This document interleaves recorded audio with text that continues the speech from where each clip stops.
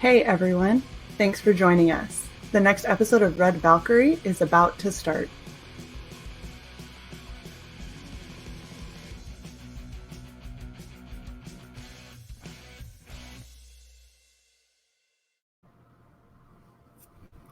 Hey!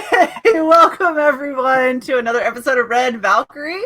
I am, of course, one of your hosts, Shae Zombie, fully embracing the zombie heritage. Forgive the left eye that refuses to play nice.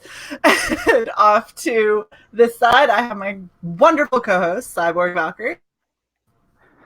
Hello, ladies, gentlemen, zombies, posts, everybody. And we are here with the super awesome Adam Post. Say hey, Adam. Hey, Shae. Hey, Cy. How you guys doing? Doing so good. I'm so happy that we have you on. So glad that we finally got you on. Yep. It's only been how many weeks of us trying this? It's been worth finally it. Did it. Yep, absolutely. And you dressed up for the occasion. Perfect. Always. Super zombie. I had to bring it for one of my good friends and his super awesome book. So you were going to pitch us about College of the Dead 1 and 2 is, if I'm not mistaken. Yep. Okay. So College of the Dead is a really cool book I've been working on actually for a couple of years. Got the book completed, got it on Indiegogo, and we made our goal in October. It was great, just a couple months ago, and we've been shipping, and everybody has received their copies, and they really like it. And it's still in demand right now, so people can still get College of the Dead Book 1 now. So College of the Dead is a zombie apocalypse story where teachers and students have to fight for their lives as a zombie apocalypse overtakes the college. So it's kind of like it's a really straightforward zombie apocalypse tale. No flying zombies or anything like that. Maybe next one. No flying zombies. Just you get a really cool high pressure situation for students getting thrown together with teachers trying to figure out how to survive as there's zombies all over the place going after them. So book 1 is black and white. It's 140 pages. And people really like the story. It's really very well written. I didn't write it. It was written by a guy named Stefan Petruka, who has written a lot of comics before. He's worked for Marvel, IDW, Topps Comics, bunch of other companies, and he's really good with the whole horror genre. He's been on supernatural TV shows as well. It was funny. I was watching something on the History Channel. Where they have like Ancient Aliens and things like that, and it wasn't Ancient Aliens, it was something with ghost stories, and I was watching it a couple of years ago. I'm like, holy cow, that's Stefan. What's he doing on there? And he's just kind of been around a lot with horror and supernatural stuff. So That's so cool. X-Files. He wrote X-Files like for 100 issues or something. Wow. For Topps. So he actually wrote X-Files for quite a while, and he finally met Chris Carter, and then Chris Carter is just kind of like he was okay with Stefan's work, but I don't know. It's a long story, but Chris Carter's a creator of X-Files. He's not writing X-Files right now, but that was years after, I think. But anyway, he really is an excellent writer. So he wrote College of the Dead book 1, and he also wrote book 2, and so College of the Dead, it has done very well. I'm really happy with it. Our goal was only 5,000 for it. We got over 8,800 now, and we just been shipping. So it's just another one of these great Comicsgate things. Being able to put out a really good book, making the promise to put it out, getting the thing out there, and getting great feedback from people. Well, I mean, with dialogue like this, how could you not have him back? Yep, you bitch, right? I feel like that speaks to Cy on a very personal level. We are about to be arrested. The dialogue is really well done by Stefan. The characters it's excellent characterization. You really feel like they are real people. And deal with a good dozen or so characters in the book, but they don't come off as two-dimensional characters. They come off as people, even though he's got to introduce a lot of characters very quickly. Yeah, I mean, was really happy with choosing. That's the most important to me. The most important thing is always going to be the writing, and the artwork has to be good to not let you down. But if the writing is bad, it's very hard to connect with and appreciate the characters and kind of, remember what you're looking at. But Javier did an unbelievable job on the zombies. Oh He yeah, really did. sure. I love this grainy. Yeah, isn't Yeah. that neat? That Javier made some really great creative choices, and it was just this is the great thing about working with a really passionate, like focused creative team that just they all want to contribute something really good. And Javier did all of the art. He did the pencils and the inks, and Stefan did the writing. And I created the concept and collaborated with Stefan, but a lot of it was just staying out of Stefan's way because he had some really good ideas for how to execute what I wanted to do. Oh, it's so cool. There was a panel that was up there a little bit earlier where a zombie's taken a bite out of, and I don't know what it is with me, but this entire section of someone's body, like we covered somebody else's comic and they were getting blown straight, like this entire chunk of them was taken out. Was it? I don't know. No, it's up higher. I don't know what it is about it, but it like makes my entire body cringe. Yes, it like looks so painful. Yeah. And it's when it's done right, because like if you look at her face, she's just like twisted in this horrible like opening to my world. Yeah. And you just see his teeth sunk in there. Just it's really, really well done. Very terrifying. Not to make a pun, but you do realize what that muscle is. Nope. Go ahead, Si. It's the trap. Very nice. It was very gonna happen. Nice. Touche. Okay. Oh my gosh. Yeah, a lot of Javier's art, the zombie attacks and stuff like that really are very cool. And, they are. They're gruesome. Ugh. Yeah, it's what you would want for zombies. It's funny because some people have told me like, "Hey, Adam, I want to get whatever you do next, but I'm not interested in zombies." I'm like, no, I totally understand because, it's gruesome. You have to want. This is what this is. It is. It's not a superhero story. Look, I'm part zombie. I don't even know what to say to this. You don't like zombies, please. Exactly. But no, and when it's done well, you can have like the fun cartoony like joke around kind of more lighthearted take on zombies, kind of like what Rob Moore did with Tales from the Classroom, where everything is a little bit more lighthearted. Or you can have this, and there's not really an in between. It's one or the other. And in my personal opinion, the super visceral, like terrifying, oh my gosh, they're everywhere and they're violent, and it's just you just see like people that are literally falling apart but are still trying to get to just to rip you to shreds. It's my favorite. The ROM meat, I like it. I like that a lot too. I think it should be appropriate for whatever the tone is supposed to be, and it should be consistent. Like Tales from the Classroom looks really cool. And it does, and the whole thing is jokey. Yeah, like it's great. It's a good comedy. It fits right in with Monster MD. It's that kind of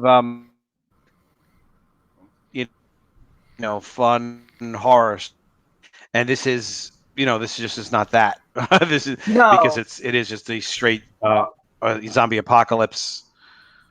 I look at it as like a similar to being like a war story where these people are in a war zone and they're just kind of trying to survive. They have to deal with each other and with the situation, outside and around them. There's a lot of drama. There's a lot of things that happen quickly. So it's definitely not a slow-paced kind of thing where they're just standing around and talking to each other for half of it. I struggle with The Walking Dead a little bit because like every now and then there'd be some great scenes like Rick getting his hand cut off I thought that was Right. very, very cool. I thought it was very cool when Rick said, "We are the Walking Dead." I thought it was like, "Oh wow, that's really powerful." But when the characters are standing around and just talking and talking and talking and talking, it's like I don't have the patience for that. No, Exactly. it gets old after a while. It's like literally, like I understand at some point you have some semblance of normalcy in a world that is completely like just ravaged and you're just trying to live. But how much of that time are you honestly sat there and going, I'm just gonna chill here and we're gonna have a couple of conversations about like books or food or You're tacos right, or something. books. Like no, there's literally a horde of zombies that are just pounding down the door to whatever commune you're in that's gonna try and kill you. This is not the time to talk about like I really like Snickers, but I wish we had more of those. Like that's not it's not appropriate. Or you could talk about like even think about the Snickers. Like I'd be fine with that for like, 2 panels or something, and then but not this whole these long philosophical statements. It just Right. I think I lost it when they went to the place. I don't know if it was the preacher. I forgot which place that they went to. They went somewhere to some other town or something where people were living, and this guy was just going on and on and on and on and on. I'm like, wow, it's just too much. Yeah. But yeah, Stefan definitely keeps the pace of the dialogue going and the story going. When it turns into Zombie 90210 or Zombie 90210.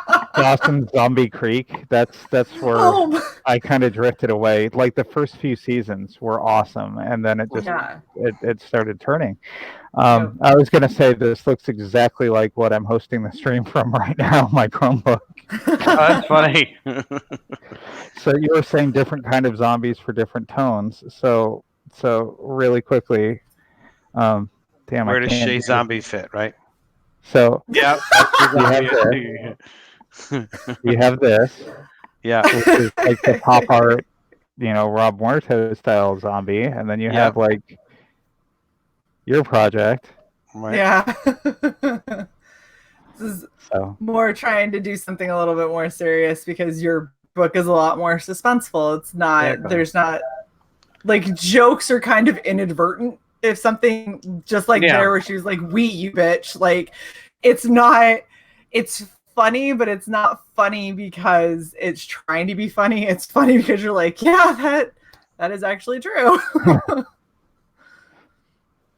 No, this project looks amazing, and it's been something that we've talked about in various other streams and in DMs and stuff like that for quite a while. And it's really cool to see, like, not only do you have them printed, but you're like printed and shipping, and people are getting them in a couple of days or backing, which is so cool to see. Yeah, it's really satisfying to see pictures of people getting the books and giving feedback and being excited about getting the books and giving feedback on the story.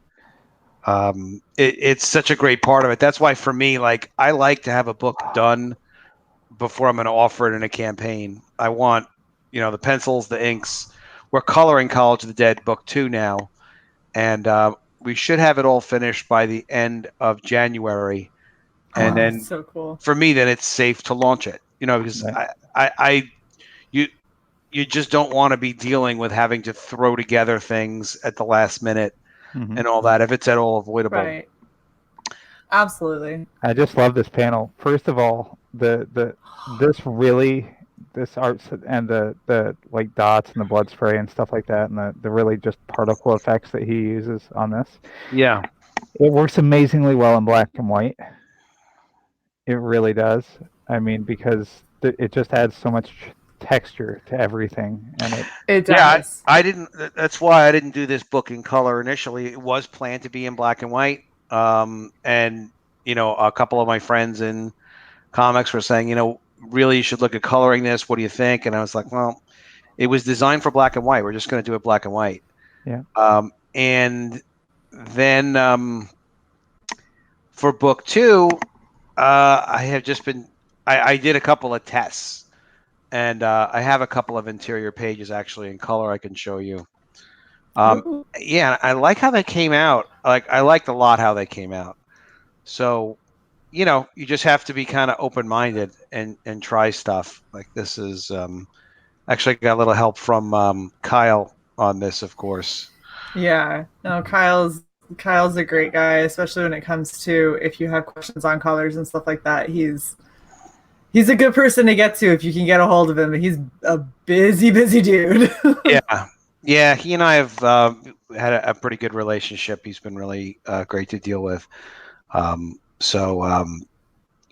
found a really good colorist, and then he gave us some feedback on, you know, what he thought we could add or change, or you know, just kind of like minor features, and you know, worked out. So this is for College of the Dead book 2. Oh wow, it's pretty neat. I really like the muted kind of tone that you've taken with it, where everything's kind of a little bit more on the gray tone side instead of being super vibrant and bright. And especially because then when you start doing things like blood splatter and all of that, if you wanted to make them hypersaturated, that is something that would really pop from everything else. Yeah, muted is the key word actually, because that's the same thing that I said, because we had another version of this where she was trying to do the colors, and she is very good and she's very like dedicated and she wants things to be right. So she's very open to feedback from Kyle or anything else I can tell her. And she did a version of this page, and I don't have it handy. Exactly, crazy. William. William. Cool. So yeah, it was bright and colorful, but it was like almost garish, you know. So sort of like every page, you know, it would be like, all right, I have to study this and make sure. Oh, thanks, Ted. Yeah, Ted. I believe Ted got the first book too, which is good. And apparently so did William. Yeah. No, William, I know definitely did. Will out in the UK. Awesome, Will. Yeah. So it was just garish. I was like, I like the muted version better. And a couple of friends were like, well, you know, I don't know. I think you could really do. I had a guy who's a good friend of mine who's a very talented colorist. He's like, well, you should do the garish one. And he's like, but you know, you didn't actually say garish, but the more colorful one. And he's like, you know, and maybe your zombies should like light up their eyes. And I was, well, why would their eyes light up? And he was like, well, and he was explaining it to me. And I'm like, you know what? It would work visually probably, but the thing of it is you also have to know, like, as an editor, when you're in charge of a project, that you have to be able to make sense of it for everybody. It's got to make sense to the writer. It's got to make sense to the artist. It's got to make sense to the colorist. And if you have to work within your skill set too.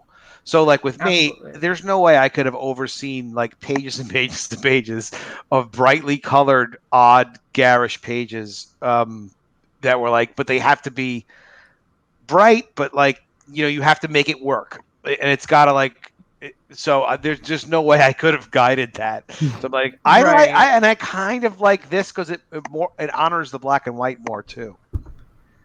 You know? No, for sure. It helps show through a lot of the good quality pencils and inks that you have, and the good textures that he had built in completely like organically within the line art, and then the colors just get to accent that a little bit more instead of kind of taking it over and changing it. Yeah, that's a good way to put it. But that exactly what you said about the mute. I'm like, I like the muted version better. Yeah. Well, I also think that when you're doing stuff like this, like there's a lot of really cool things that people can do with color, and there's a lot of cool effects that people can have. Like when you're doing glowy eyes and you get that kind of the silhouettes and stuff like that. Those are really, really cool, but only if it makes sense for the story. And when you're talking about a story like this where things are and it's a lot more violent and there's a lot more going on, like, yes, you could make a hypersaturated book work, but if you're trying to keep a tone, especially in some of these transition panels where it's not necessarily like blood splatter, there's not like necessarily body parts everywhere, you have these in-betweens that are helping fill out the story, having a more muted pattern and muted color, the foreboding tone throughout the entire story. Yeah, it's a little easier for it to be coherent. And then when there's an opportunity to do something really special, it stands out that much more. Like you can see behind the cops here are the lights. There's some red and blue lights. That's the lights of their cars. And I like the compositions overall better for what this is. But it's interesting. Well, like in the bottom panel where you have all of the flesh from the ends of the limbs and stuff that they're eating, and you see like all that red kind of muscle tissue, that it reads a lot more gruesome because everything else around it is so much more dull. Yeah, as far as color goes. Contrast. Yes, we love contrast. We got the contrast, and I've got. I don't know if you've seen. Oh wait, so I can find this cover. And Shae, that's awesome timing. I'm posting links. You posted the link to 2, right as I posted the link to 1. Yep. Oh, did I? Okay. We're a good team. Adam, is that what you wanted to share? I heard you grumbling. Oh, yeah. That's the covers. Those are 2 covers for College of the Dead 2. So there's the zombie graduates. And Graduation Day is the subtitle of College of the Dead Book 2. Yeah. And then there's this other blonde girl who's has a little bit of a look of surprise because she's now surrounded by like a dozen zombies. It's like just walking somewhere with a torch randomly. Yeah. I have my torch. She was at a frat luau party. That's a secret. Perhaps I've made a wrong turn. I don't know where I am, but this doesn't seem nice. Yeah, these girls are like, and then there's another cover. It's funny because like her reaction, I think, is a little understated. With the torch. But if you think that reaction's understated, let me show you this one. This is just like you could only do this with my creative team, like between me and the colorist and the artist. All right, that's the other one. This is another variant cover that we did, and I feel like she needs to be a little bit more. Sure, like hey, wait a minute. Now maybe she's high or something like that. She doesn't really exactly realize what's going on. It's like bad trip, man. Yeah, wait a minute, because we do have a scene in the book. Actually, we were just at that panel where they're having a college party, as colleges do, and zombies attack them. So she's getting attacked at the party, but she looks like she's very concerned. She has a concerned look as opposed to like a writhing in pain look. Yeah, but you don't even really think about it that much because of her orange top and tiny shorts. Nobody's paying attention to her face. Yeah. Well, you see the face, but it's sort of like, okay, orange top, shorts. I get the feeling like this chick would be down for anything. If this is her level of concern at actually getting literally eaten alive, then she's probably She's lucky. She's up for a party. Yeah, she's good to go. Is it bad that I see this and the one thing I think of is, man, I kind of wish I had those shorts. Yes. Yeah, those are great shorts. I like them. Like, I feel, that's the right kind of distressed, I think. Adam, you need to have a swag tier on this too. Basically, let people get, at this tier, you can get those shorts. Yes. Yes. Yes. Those are probably $300 shorts or something like that. Oh you know what? We'll go to Walmart. We'll get a bunch on bulk, and then I'll just start shredding shorts on the side. Rip them up. I'll just wash them; they'll be fine. Yeah, it's a cute outfit. A few stitches to be able to hold those panels, straight without letting them shred into nothing, and perfect. It'll be fine. Yeah, this is. Yeah, no, I think out of these three covers that you have, my most favorite one, and the one that to me makes the most sense, especially with the tagline, is everybody in graduation gown, cap and gown, but they're all just, you see like esophaguses and like bone and just like every bulging eyes like that. To me, that really sells this Graduation Day, College of the Dead, empty eye socket. Yes, I love it. I think that works best. Hey, Adam, sorry, don't forget to ask you, could you send me those covers? Because I want to remake the thumbnail for this stream. Oh, yeah, sure. To include both your book 1 and book 2 cover, since we're going to be talking about both. Absolutely, I will. That is awesome. So now that we've kind of covered a little bit of the story and the premise and everything, one thing that I think we should probably cover next would be what tiers people can still get if they wanted to get book 1 that is still in demand. And how long are you going to stay in demand? Do you have like a hard stop time? Or my plan is to stay in demand with College of the Dead book 1 at least until we launch College of the Dead book 2. So that would be through the end of January, so everybody has a chance to get it. That's I'm just awesome. finishing going through the character sketches here real quick. And then... Oh, there's an ash can. Yeah, there's an ash can. The ash can's a really interesting format in that it's a 100-page book. It has the full script, and then it's got the full rough pencil layouts of every that's page. Awesome. Yeah, it's really cool. It shows how the whole book came together. Yeah, it's the ash can is the making of. That's really neat. It's totally the making of. Yeah, it gives you super cool. you get to see all the work in progress that me and Stefan saw when Javier was turning back the layouts for approval. And it was a great way to work. And there's even a photo reference in the book. It shows you like some photos, like the elevator shaft that we used, and a few things like that to provide reference to Javier. But again, that was working with Stefan. That his script was a full script. It was well thought out. He was ready to go, and Javier knew exactly what he wanted. Even so, Javier changed some things, and we had to have him correct them. And then a couple of things I think we could use, but yeah, it's just a great way to communicate, to have that kind of stuff like completely laid out. So yeah, there's an ash can, and there's also an art book, and the art book is 1 panel per page, and yeah, it's this 8.5 by 8.5 book. Actually, if you scroll up to, I guess, here at the top, I think it's got the picture of the art book there. Oh yeah, that's where it was. Right there, a little lower. Yep. That has the ash. On the right. Oh, I see it. No, on the tiers side. Yeah, on the tiers. Exactly. It's the last tier.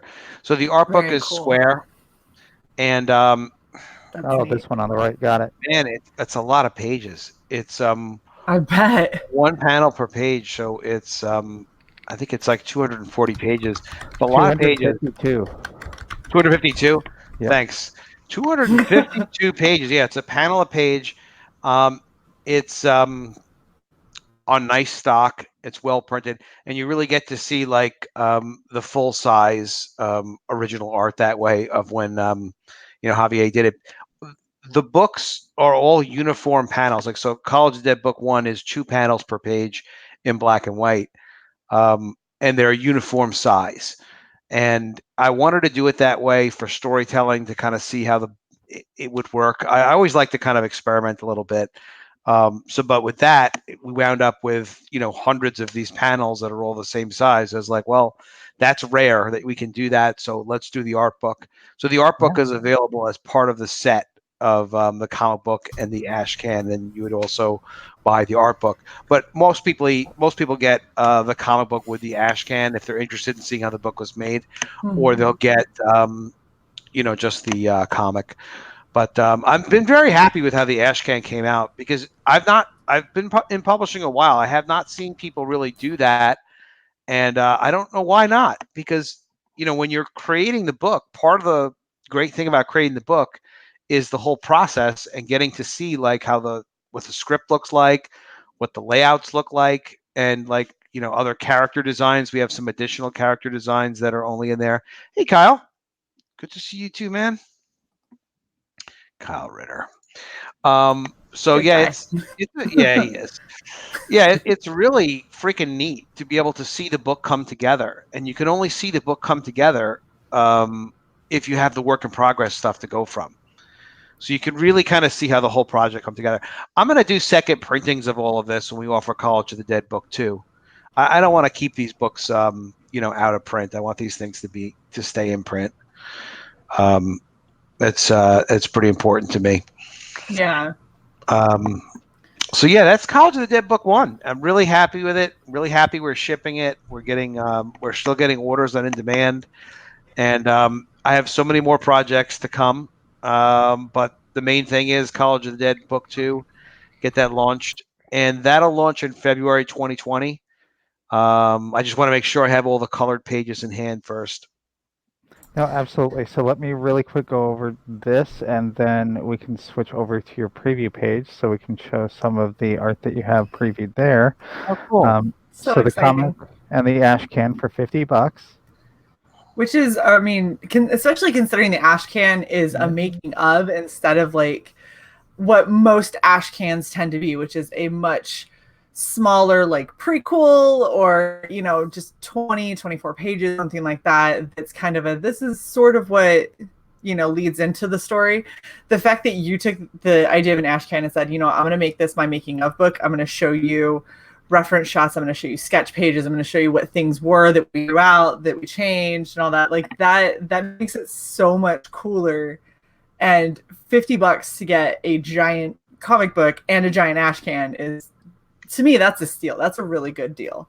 Yeah, thanks. Yeah, the book 1 is 140 pages, and yeah, the ash can is 100 pages, and so 250 pages. You're shipping a phone book. We're shipping a phone book. Well, 2 books, but yeah, it does. It's a lot. But that is a lot. Yeah, but it's like, you know, we could do it. So I did it because we could do it, and you know, I also put in there like what I would want. That's the stuff that I would want if I was really into a project. You kind of do want to see how they make, you know, how these things are made. I hope other people do that. You know, I hope other people do like include their work in progress stuff more. No, absolutely. It's also like really educational. It's like, oh, that's how you did that. You know, people will ask me too, like, well, how do you know, do a script? And it's not something you can really describe verbally so well. It's just best to have a reference to go from. No, it really is. And that's actually something that when I was helping Tonks set up a lot of his stuff for prints of his stuff, one of the things that I convinced him to do, because I'm the one that's sitting at his booth most of the time, and I'm the one that's talking to so many of the people because I was the one that had the ability to go. The amount of people that wanted to see sketches and how it all started and everything, I convinced them to start doing sketch cards where it literally is just a Post-it card, like a, you know, whatever postcard that you would go and send, but we would do half sketches or just pencils or works in progress that he like slapped some color on that weren't fully rendered pictures. And those have actually been something that have moved really well because it's something that people are curious about. We had a few people that picked them up because they wanted to see for anatomy and for composition and stuff, like how to put something together. And being able to do a making of book like what you're talking about, especially if you're including, this is how we scripted, this is how we storyboarded, this is, you know, all of that kind of stuff on top of the art. I think it's really important to do it. And it's not that expensive once you've kind of planned for it. So I'm going to do that on College of the Dead book 2 as well. I'm going to start that soon. So that we have a making of book like that, because you want people to get to see, like, you want people to see this stuff. Absolutely, and it's so cool that you're giving them a like well put together reference for it, because for me a reference book that is well made is way better than me just, I can find stuff online. I can find. I'm assuming this is for migraines. Is that what that is, Adam? The washcloths in the freezer. I hope. Yes.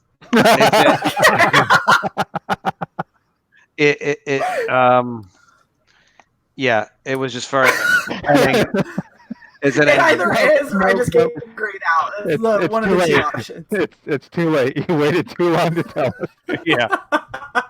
It's for a good cause. It's for a good cause. Okay. It's to help Kyle. Oh God. To help.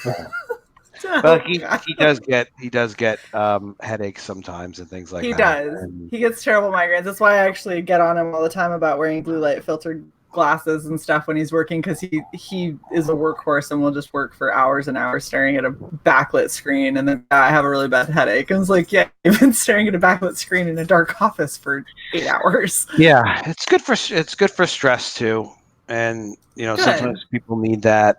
They need a way to kind of stress manage and get your head out of a bad place. Dope. Yeah. So absolutely. I'm sorry, was that out loud? Everybody worries we all worry after Kyle sometimes. Well, I mean, when you have somebody that works really hard, it's difficult to not. But like I said, anyway.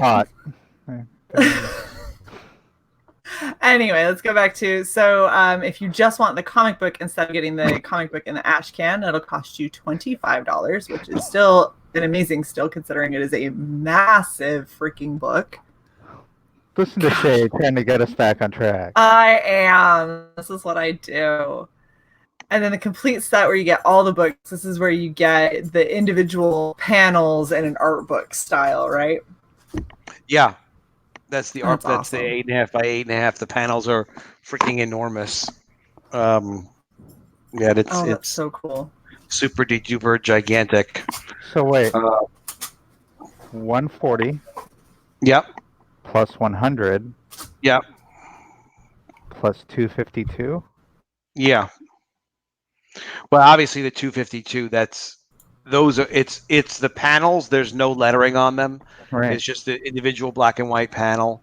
I'm not questioning that. I'm just saying that's 492 pages. That is a lot of pages. It's a lot of pages. It's a lot of pages. Yeah. Do you ship it in a box? It's not like ridiculously gigantic or anything, but yeah, it's all got to get shipped in a box. Ships internationally, and I've had very few problems with shipping. And if we ever have a problem, somebody lets me know, and then we take care of it immediately, and it gets fixed. I'm feeling like it's a bubble wrap stuffed milk crate for this year. Just making sure that it is not only secure, but it is big enough to house all of these pages. It's only a couple of hundred pages. It's only almost 500. Adam is the most modest person in CG when it comes to this. It's like just a few hundred. Don't worry about it. My big thing was just shipping the damn thing. Just being able to ship it on time. That's a big deal. And the book was done. But the thing is, things can always go wrong at the last minute. So that's always my advice to people is try to have as much of it done as possible, because it's the last couple of details will kill you. It'll add like 30 days to something. Mm-hmm. I wound up switching printers from the original printer I was going to use. Mm-hmm. And I had used them, but I used them for a test like 2 years ago. Then I tested them again just to be sure, like right before I printed the books, like a month before I printed the books, and I got samples back, and I was like, what the hell happened? The quality wasn't right. And they're like, oh, well, we do it a little differently now. And I'm like, well, this is not going to work. So, there's always stuff that could go wrong. So Adam, I'm going to put you in a very awkward position because we are Comicsgate, and we always say learn from the experience of others before you make the mistakes yourself. Mm-hmm. So what printer did you end up going with, if you don't mind sharing? No, I used this high-end digital printer called Lulu. And Lulu, there you have Lulu.com is a digital printer, and they will also handle drop shipping. Interesting. And they have multiple levels of quality. Well, not multiple, but they have like 2 levels of quality. They have what they call a standard quality, and then they have their premium quality, which is like twice as much money as the standard. So always. It's fine though, because it really is worth it, because the books come out freaking beautiful when you do them premium. So that trick was do it premium. I did like multiple tests on this stuff, and what's good about that operation too is they have facilities in a couple of different countries. So when we ship stuff to the UK, we actually print it and distribute it in the UK. We don't have to ship it from the US to the UK. And then they handle a lot of Europe that way as well. Yep, that saves a lot of money. Yeah, saves a lot of money. Australia as well. William was in the chat. Is in the UK. He ordered a book, and he got it quickly too. So that was great. I mean, some of the first stuff that people were receiving was international, because people have no idea how expensive the international can be.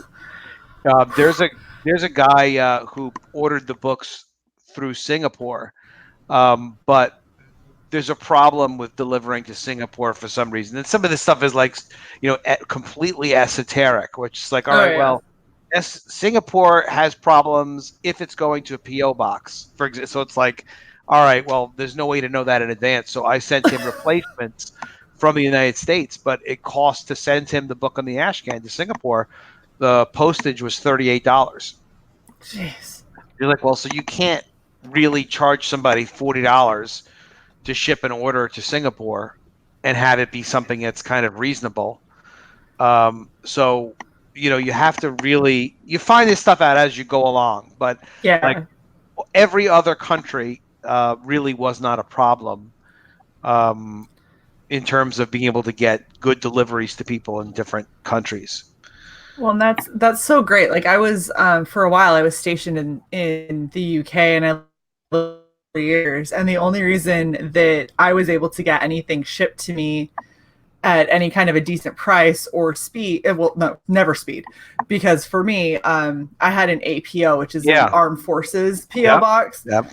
So when you have one of those, the fun thing about that is no matter, like, it saves you on shipping, but no matter where you're at, it has to ship like from wherever it's going to New York, and then you have to wait for it to get on a plane, ship to wherever you're, and then that place has to sort it, and then they put it on a truck at some point, and then it eventually gets to a base, and then that base will eventually get it out to you. So I was buying things off of Amazon with like 2-day shipping, and I get them 2 months later. Wow. It's super fun to do it that way. They've gotten a little bit better, but when you're trying to ship, if I ever, I looked at stuff just to try to ship it to me directly and be like, it's got to be quicker, right? Because it's going to my house instead of having to go to 3 different hubs before it gets to me. Yeah. It would be quicker. It would also be about 5 times as much as it would have been for me to just wait. And so I was like, well, do I need it tomorrow, or can I wait for 2 months? Yeah, you have to kind of get used to it and compare. I should also say about Lulu, if you're doing like 100 or more books, you can negotiate a discount with them. So they might give you a 20 to 30% discount. It just kind of depends on the volume of books. And they're cool enough that if it's for campaign and you're going to do, let's say, like I did a couple of different books, or there's some variant covers or whatever it's going to be, they'll count the total number of books you're buying, not just on a per book basis. So they're kind of cool about that. They're like, all right, neat. So you're buying roughly 150 books. All right, we'll give you this discount. And I can't recall if it was 20% or 30% I negotiated, or maybe something in the middle.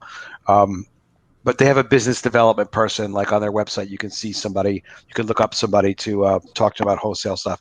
I would recommend them. I mean, there's always like little idiosyncrasies with every printer, Right. but there was money left over to pay the printer and, pay for the creation of the book and have a little bit of profit left over. So I really can't complain about that. And the fulfillment was really pretty damn easy because they were drop shipping. And That's awesome. Everything goes out from them like first class mail. It's not media mail. And media mail is fine. Media mail is not bad if you package your books well, and you should always package your books well anyway. But first class, the way their rates are very good. They do a thing with FedEx called like First Post. I forgot what it's called, but I got my name in it, so I should know it. But it's some kind of a thing where they combine like all their freight that goes to a certain state, and then it gets redistributed through FedEx, FedPost, I think it's called, and then they redistribute it like hub and spokes, like local in that state. So the net result is you wind up actually getting a damn good price on. Is it Flex Post? Yeah, something like Flex Post or something. The one where there's one where FedEx handles like the wide area transportation of it, and then once it gets local, they hand it off to USPS. That's what it is. Yep. Yeah, so you That's get very cool. they can give you a good rate for that, and then it's still not getting like smashed around. Right. It's not like, you're shipping a comic book with the address printed on it and a stamp slapped on, and it's just naked in the mail. Like Skit's comic sometimes. is asking intelligent questions. He is, and we were just about to get to them. So, for you, what has been the most successful campaign? Well, I want to answer the question prior to that, even where if I What would had you to do do it over again, differently? what would I do differently? And the thing I would do differently, and it's an excellent question, is I would make sure that I had all the graphic design complete and the files ready for the printer before offering the campaign. Because that would have, and I did not, I had all of the book done and actually even had all of the design done, but the files weren't ready for the printer yet. And what that would have done is it would have had me catch the error with the assumption that the current printer was going to work out and was going to be okay. And actually, that printer I was going to use was Amazon's Create Space. Oh no. Well, they were really good years ago. So I They worked were. for Amazon for a long time, and yes, the quality used to be good, but it fluctuated so hard.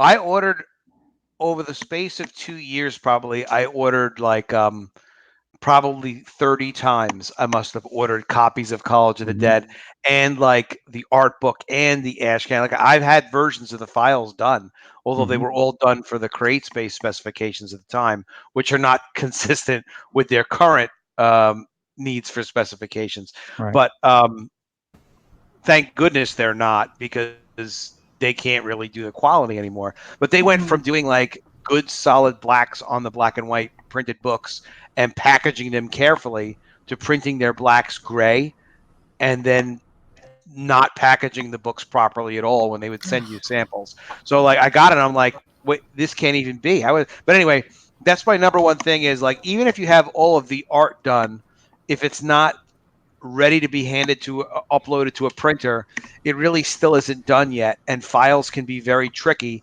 especially because printers have different specifications. Yeah. So you're talking about the pre-press work you The would want to pre-press. have done.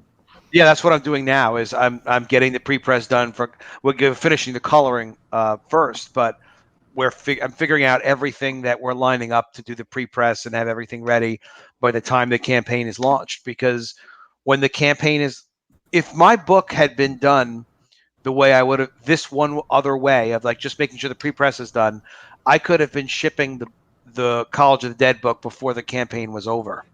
Right. And Yeah. not only that, but while your campaign is going on, you want to be pushing your campaign, not worrying about gathering all this shit that as it gets done. And Right. you not only want to spend that time doing your publicity, but looking at all the other neat little things that you can do to the campaign for like stretch goals and stuff like that. You want to have your shit wired by the time you're at that point of having that live campaign. So that Yep. absolutely makes a lot of sense. Yeah, that's the one thing I would definitely do differently. And for me, the most successful part of the campaign was being able to ship on time.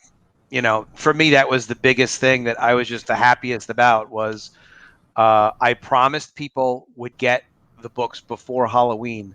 Not like they needed to have College of the Dead to celebrate Halloween or something, like it was Sure, they Christmas. did. Who knows? But I told people numerous times first of all, that was the estimated ship date was October 2019. I told people on numerous live streams that the books would be delivered by Halloween, no matter what, everywhere in the world. I said it repeatedly, and I was able to get that done. And it's not like anything had to get shipped express mail to keep the promise or anything like that. Everything was just kind of done as I said it was going to be. And whether or not that results in College of the Dead 2 being a huge success, or so, it's not even that. It's just important to be able to have what you say is going to happen actually have happened. That was really successful. But I think also I'm really happy with how people received the making of Ashcan book, meaning how people like really responded to it and were like, hey, this is really cool. You have the script, the layouts, and like, wow, this is really interesting. And I learned a lot from it. And, I really, really appreciated that people like that format because it's a unique format. And it was a really useful part of producing the book. So very good question. And this is one thing we love about Skits is because he's prepping for his comic and he comes in every single stream and he always asks these questions, and it's so interesting to hear. I wanted to kind of touch back on one of the things that you said was super helped you be successful, and expand on it a little bit, because you were saying being able to deliver on time for what you said.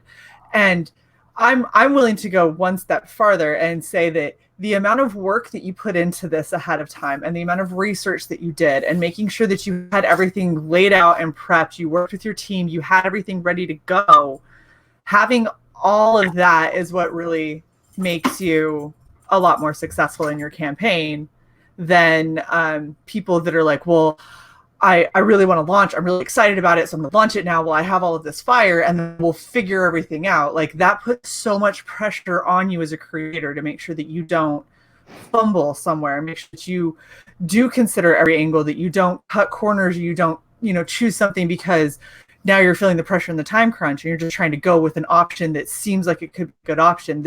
You had an opportunity to do your research, to make sure that you found best possible solution for your product, and as a result you have a fantastic product that is coming out. It's coming out on time, it's well made, and you've been able to deliver without having any hit at all to your credibility and saying like, hey, I have to push it 1, 2, 3 months because something that I didn't expect happened. And it's understandable. Sometimes people make changes in their book. A black and white book becomes color. I'm really impressed with Wenger is taking Super Harem from black and white to color. He promised black and white. He's delivering color. That's a big deal. That's awesome. And he also put out the first chapter. But at the same time, you have to balance all these things. And there's always room. You can do, like what I did with book 1 was I just shipped book 1. So book 1 went. That's just me. But for book 2, I have enough time to get it to be colored, and I definitely think we have enough time to do book 2 in color and still launch it when I want to launch it.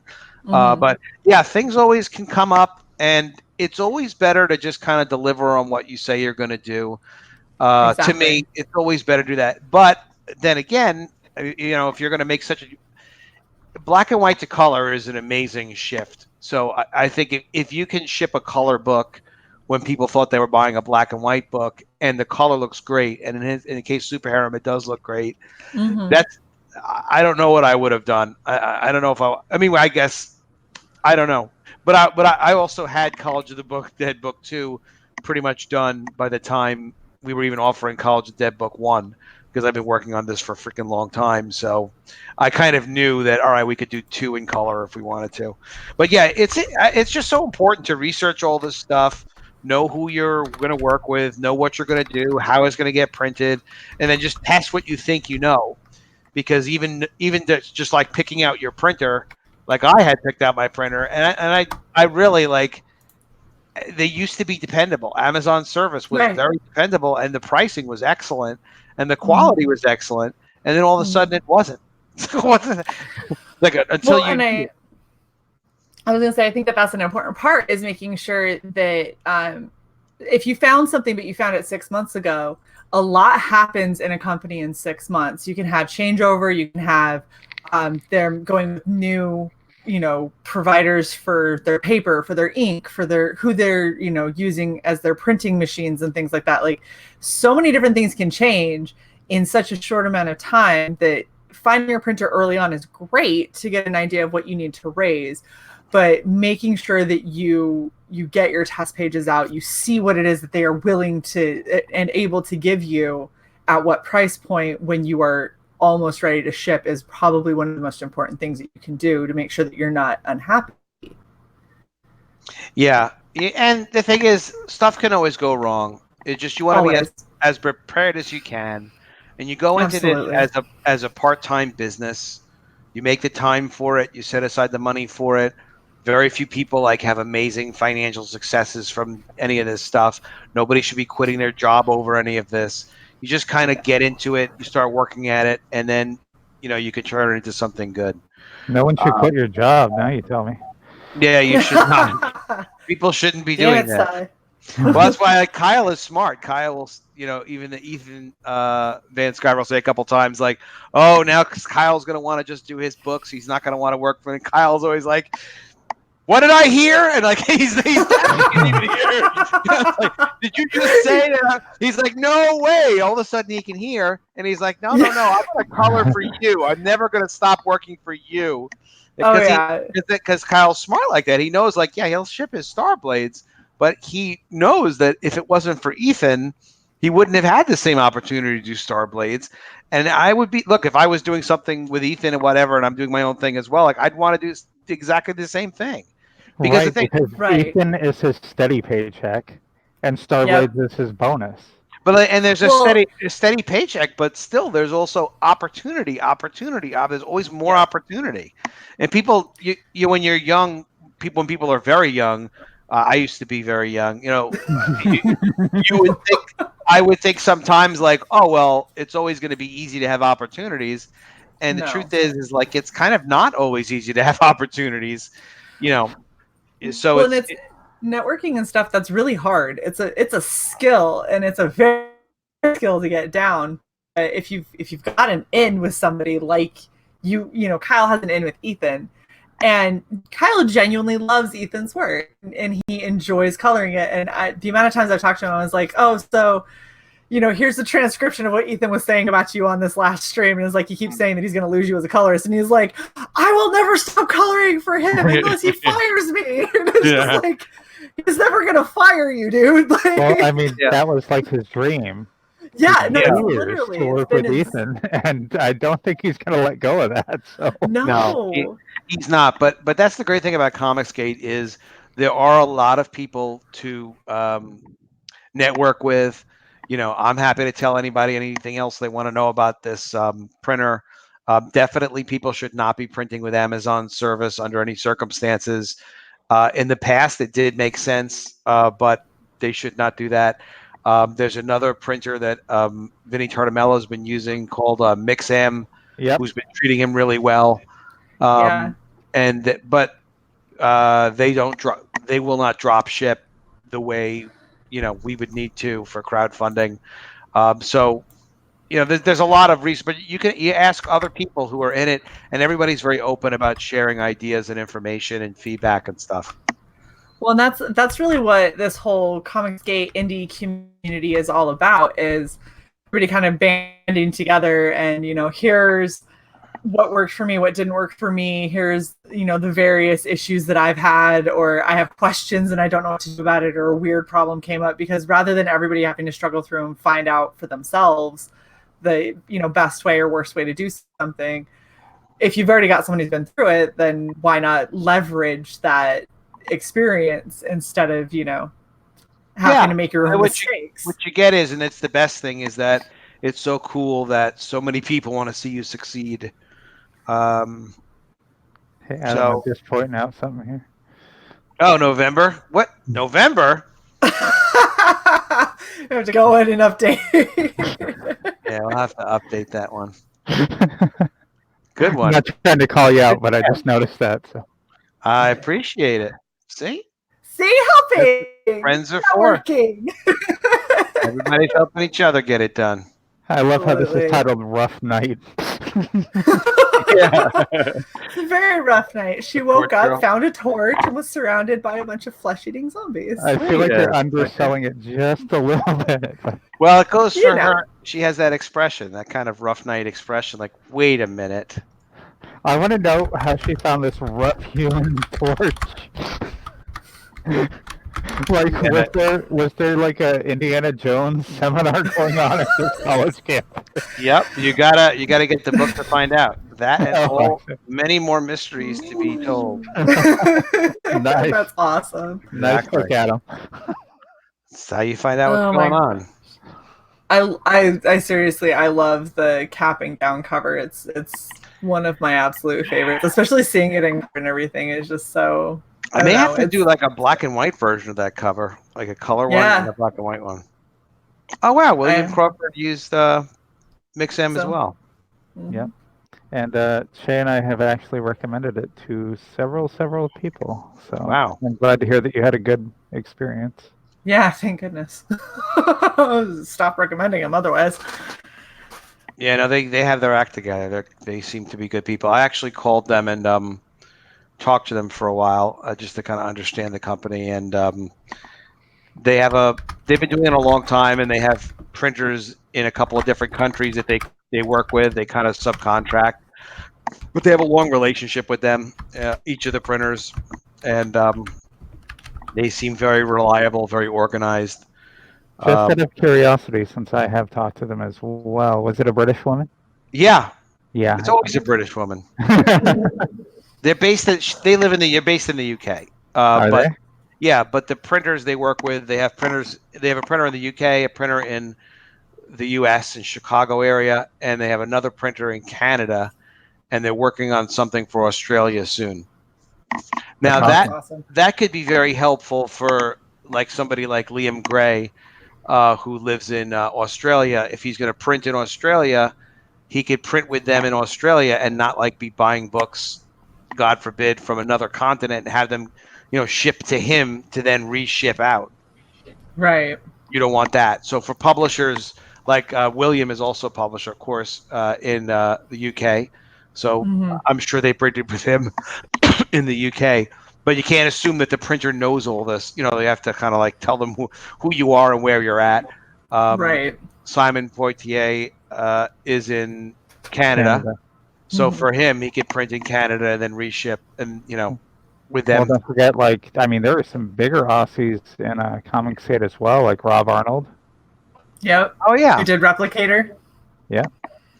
Yeah, I don't know who he printed with, but I know he was kind of looking around a little bit. I don't know, but Shae got his book, and they're very well done. They are amazing. I'm gonna have to get that from him. Yeah. Yeah. Did you get? It's a replicator. Did you get it has like a seal? Yep. You broke the seal, huh?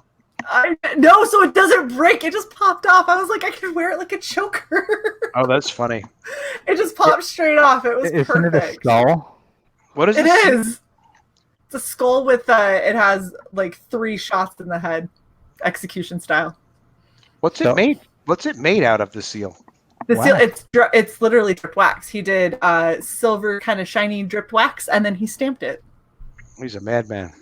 He is. He's insane. And the fact that it lasted, like the thing that was impressive to me is he shipped from Australia all the way to me over here in the States. And that wax seal was exposed and did not even remotely crack at all. Oh, wow. It came perfect. It was so cool. It was on the outside of the package? Yeah. It was on the outside. So he did a Gemini mailer, a bunch of twine around, and he did a little wax seal on the top, and it stayed perfectly. It was so cool. Well, not only that, but the twine didn't get tugged hard enough to crack the wax either.